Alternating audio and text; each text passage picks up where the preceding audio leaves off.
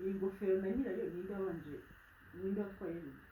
ambwira ibyo ntabwo ndakomeza gutinda kuri izo perereza zawe z'amafuti ni amafuti ariko sine warahindutse aho akundi wabagana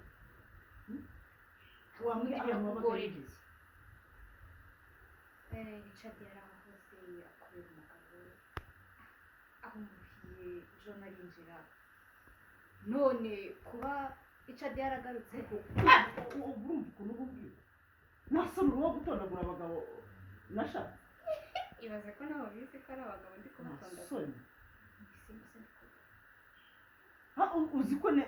uzi ko nsigaye ndepfa gukorera nka kigo ndeba kugukubita nareba kutagukubita ngasanga byose ari kimwe kuko byose urabyigera